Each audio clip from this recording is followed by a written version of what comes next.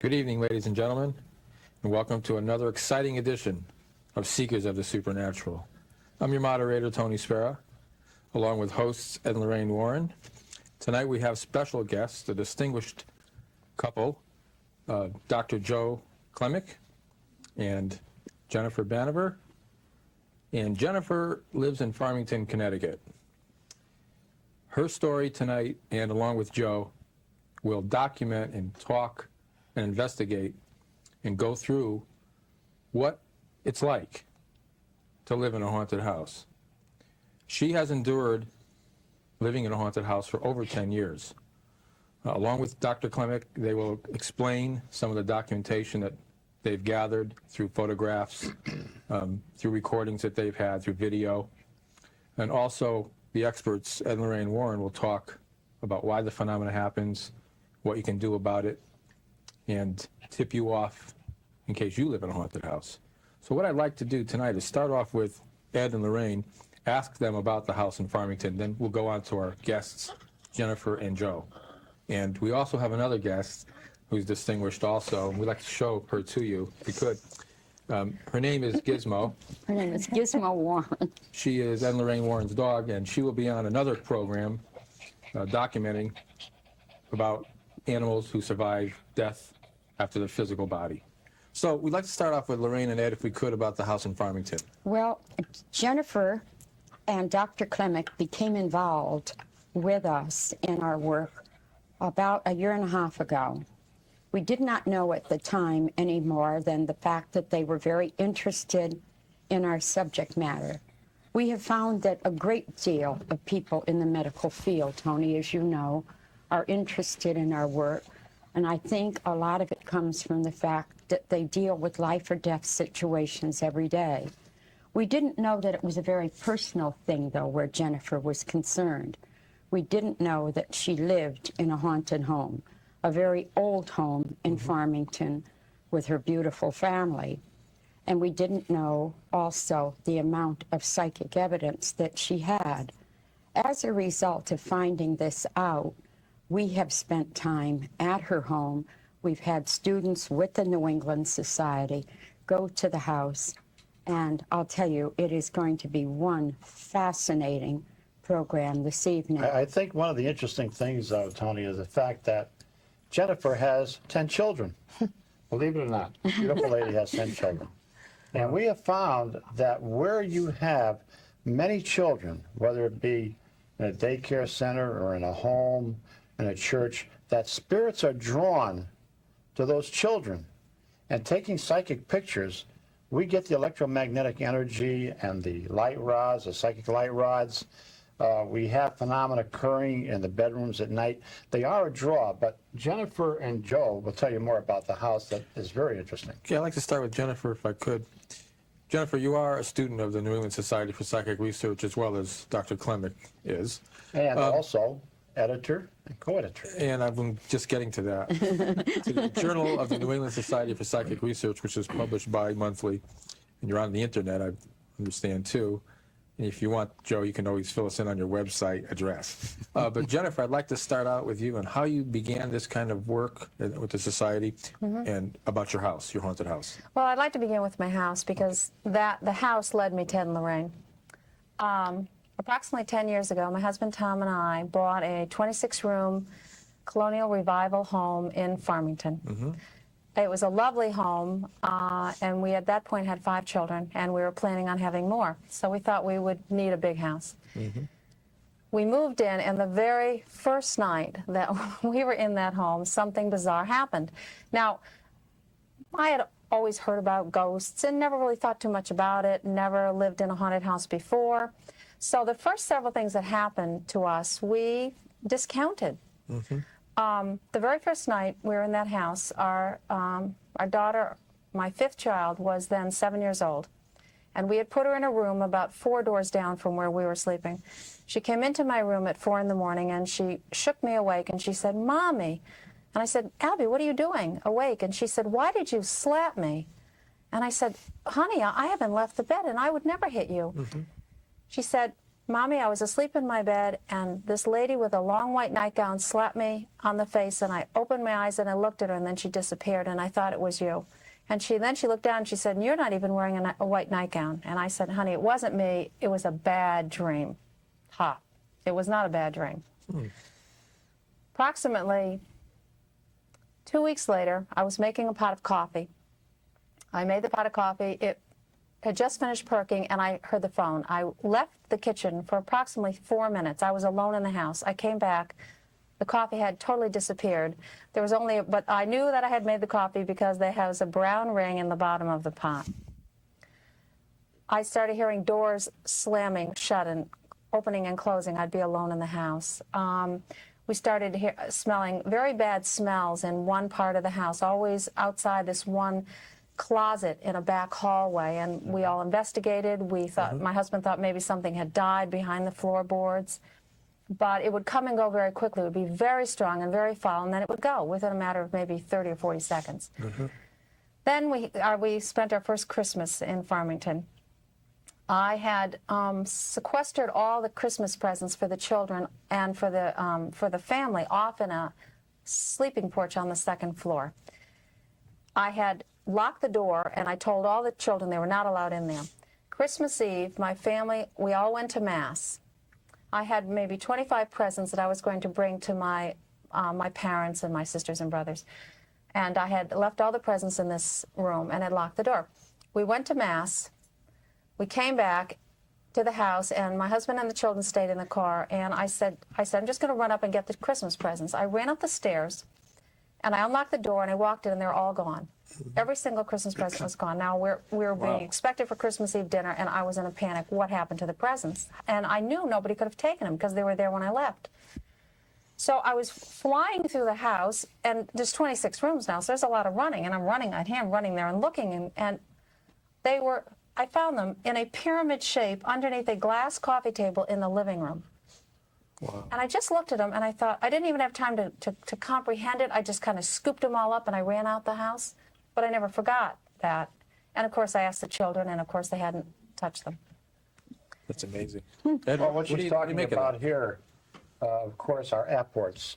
Something that dematerializes at one point and materializes at another. Everything that Jennifer has said here would be the beginning stages of what we call infestation. The doors opening and closing, the ghost lights, the sounds all through the house. The children are a natural draw. But the thing that really interests me is the fact that one of the children on the first night was slapped. That tells us that this spirit does not like children. Now the other. Did anything else happen like that, Jennifer? But the thing is also what I'm kind of connecting the gifts with, Jennifer, is the fact of the disappearance of animals in your home. Yes, I know. Yes. Can you tell us a little bit about that? Well,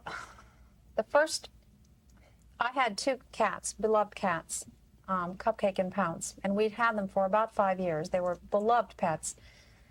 The week we moved into Farmington, both cats ran away. Now, they had never run away before, and my husband was trying to console me, and he said, Jennifer, they probably were trying to go back to our old home. Right. One of the cats came back after 3 days. He would never live in our home again. He actually went to our next-door neighbor, and they took him in. And he would come to the house, and he would come to the back door, but he's never come back in the house again.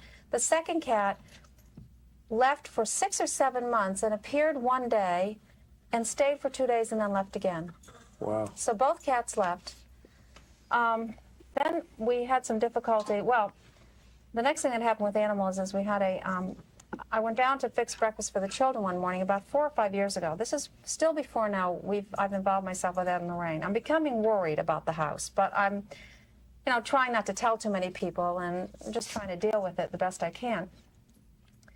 I went down and I was making cereal for the children, and I went into the pantry, and on its back was this, it was bigger than it was like I don't know, it wasn't a hamster, but it was a chipmunk. On its back with its head gone, just its head gone, and its body was intact. And I thought, now, first of all, how did it get there? It was lying in full view of me. And where was the head? It looked like it had been cleanly cut off. And I thought that was strange. If an animal had at that point we did have another cat, but he never did bring things in. But even if he had, he wouldn't have just eaten Would have the been head. such a clean cut. I either, can't yeah. imagine. No, It was no. very clean. Now, your husband is a surgeon. My husband is a surgeon. I don't think so. He was trying to get ahead, I guess. Yeah. But, now, Dr. Klemick, do you have anything to add about this story? My first encounter really was about 2 years ago when I had back surgery, and I became their 10th child. Jennifer fails to mention that between moving in and recently, they've adopted another 5 children. So there's a lot of children in this house. And then I became the 10th one because I was recovering from back surgery. They took me in, put me in the guest room, and I spent about 2 months there basically lying on their floor or lying in the on the bed.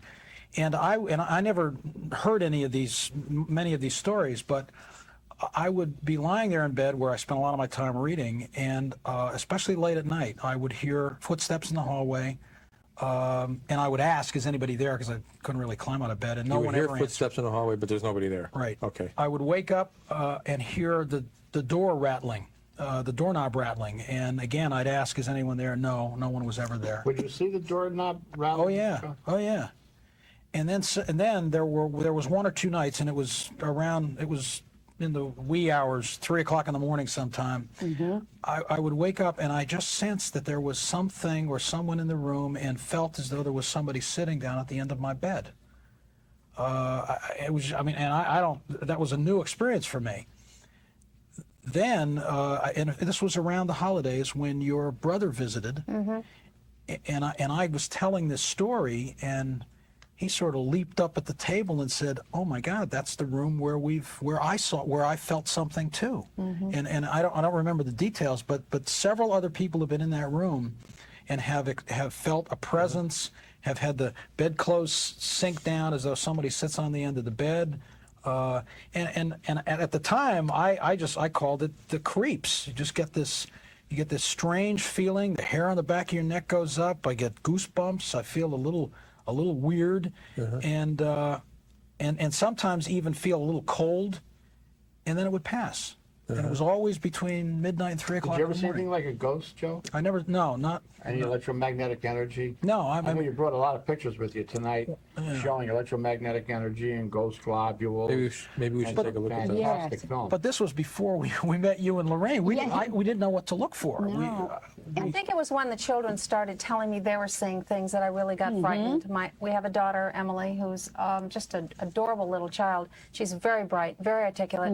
She told me one night a little girl walked in her room and talked to her, and then she followed her out and she saw her float down the stairs. She said, "Mommy, how can you do that? Can you go down the stairs without having your feet touch?" And I thought, oh my word, I think maybe we need some help here. So we had heard about Ed and Lorraine, and I said to Joe, what do you say? We'll go and listen to them. And, we went and we listened, and we were very impressed. You were very honest and very believable. And I said to Joe, I really need to start going to class. I need to know if indeed I do live in a haunted house and what we need to do about it.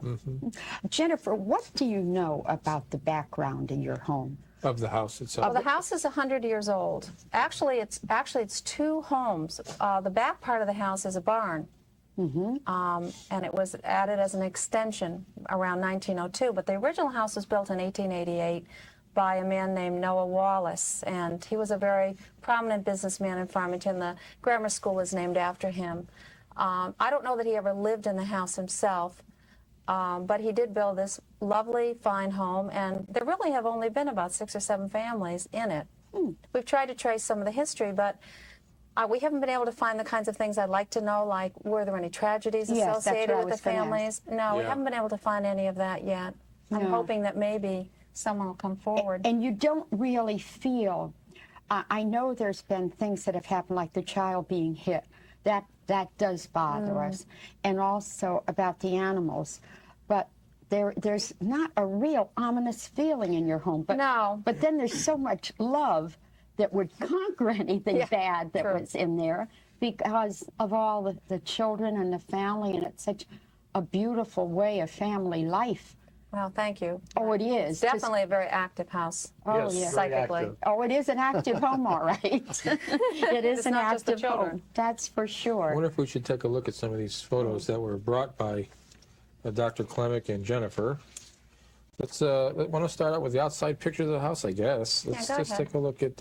We're going to have Chris on camera one to Now, what you're going to see focus in on here- this if she could. Will be what we refer to as Have to ghost zoom in. globules, which are floating around the outside of the house. These are actual spirits. Right where my See finger one is. right there down by That was one of the Tony's first pictures finger. we got of the Yes, house, that's right right. after we had started And class. what is the picture That's here? Christmas morning, and you can see to the right there is There's a light Light rod rod. coming, which Right. was not apparent, obviously, or the two people sitting there would not be sitting there. And not long And after then- that, by the way, there That's was an on the angle, episode where Tony. the toys started playing spontaneously in the middle of the night. So the ice cream truck would go on all the that Christmas signs of day. infestation. They were all Oh, right. my God. Okay, now we have some inside snapshots. Now, that's So in you the guys want to dining. explain this one? That's Joe in the. explained. Joe took yes, that one. That's, That was yes. taken in the dining room on the occasion of a birthday party. So a lot of people there were having a good time, a lot of energy. And at one point, Jennifer said, "Something's over there." And I just swung around and took an automatic flash photograph Oh, that's in that beautiful. direction. Now, you couldn't see that, could you? No, I didn't see anything at all, and I didn't feel anything. But I was standing about 5 feet away from where that corner of the room is. Now we've had that photograph analyzed by a number of people who say that it is not a light leak, that it looks like it is the leading edge of something, maybe one of those round globules that we saw in the earlier photograph yes. that's moving. Yes. Right. And we took that photograph and measured the distance that rod covered in the 250th of a second of the shutter speed of the camera, and multiply it out and figure out that it covers about 5 feet, and therefore it's moving, whatever it is, if it's moving, is moving at about 850 miles an hour, which is probably why we can't About how see these. fast I move to the refrigerator. But It's a I'd like different to. vibrational field. in That's our- one of the children, and it was a similar thing. I was standing outside of the door. We walked in. Jennifer said, Emily spotted that. That's right. She calls them the white guys and the black guys, and she said, "Oh, there's a white guy right there," and she pointed. You can see she's just moving her hand back to her mouth from pointing, and Joe happened to have his camera up and just snapped a picture, and we were able to. That is a fantastic shot. Boy, that's a beautiful. Well, especially since it was validated. She actually saw that and pointed to it. I think This I know is you got the- another picture, but I know you want to show a video too of. Yes. Yeah, Joe, let's do that next. you want to explain what that video's about? the video was taken at Jennifer's house when a whole team of investigators were there for the whole night. There were 13 of us, interesting number, that came to spend the evening. All brought cameras, and we split up into teams of 2 and 3 people, stationed ourselves around the house, and during the night took photographs, listened for noises, took audio taping, and also set up video cameras in various rooms and just turned them on and let them run all night. Let him go. Yeah. And by the way, this was the day after Halloween last year. Something happened actually on the day of Halloween, just before this. What was that, John? Something very unsettling happened. One of the children had a beloved pet hamster, and the hamster disappeared in the cage on Halloween night after we had all gone to bed. There was a book on top of this hamster cage. There's no way the hamster could have gotten out, but the hamster did get out, and I found the hamster the next morning. Well, you can describe the condition. It was How bad? She called me and left it right where it was. It was in the corner of a room, and it basically it was mutilated. Its throat was cut, but nothing was eaten. I mean, it wasn't something that an animal would do. It was as though someone took a knife and just ran it across the throat, and the head was sort of hanging on. Jeez, was OJ still in jail at that time? But This was very disconcerting because we knew that night a whole group of people were coming to the house. We felt it for was a warning to us not to have the psychic investigators come to the house, that it was a warning. You know, this is what we're going to do to your hamster. Sure. You know, your. Sure. So that night His we name wasn't OJ. we just said that. I forgot the hamster's name. we had 8 hours of videotape after the night. During the night, there were noises heard. There were a few of those photographs that you saw we got that night. But one of the cameras that was in the dining room where people came and went all night was on, and we basically had 6 hours worth of tape. And going through this tape, the next several days, it takes time to go through these. There is a sequence that we're going to see here where 3 investigators, myself and 2 other investigators, walk through the room. One of them tarries behind us a little bit, looks around a little bit, and then disappears. What disappears, Joe? The person The does. person disappears. Then, does it reappear? The person reappears? No, right after he disappears, briefly, there's a shining globe of light right near where he was that glows brightly, just like those globules on the earlier films, the photos, and then recedes away. Oh, boy. I'd love to see that tape. Maybe we can see it, and we'll talk a little bit about what's happening. We'll have Rob cue it up and get ready to show it. And Joe, maybe you could voice over on what's going on Yeah, we're when in it the dining starts. room, and it's dark, and the only light in the room are candles, so we're not going to see. It's not going to be very clear. Okay, here Those it two starts. things. You can see the table and the chairs, and the candles sitting there, and there's a window to the outside right about 2 o'clock. And soon that's me walking towards the camera. I look at the camera, put my hand in front of it, which I usually do when I'm walking by. Yeah. That's the other investigator. Now look at the fellow to the far side. He's looking up at the ceiling. He looks it up, and he's gone. See how Disappeared. he just disappeared right from the frame. Now you're slowing it Now, down? this is the same thing, slow motion, and you keep your eye on it. That's me coming toward the camera again, and there's an investigator right behind me named Mike, and that's David, and he's walking across, and you'll note the candle flames. Keep your eye on those. On the candle flame. Because you'll see that they do flicker. Well, they flicker on fast speed, and you can almost tell from one frame to the next when the lights are flickering. So there's David.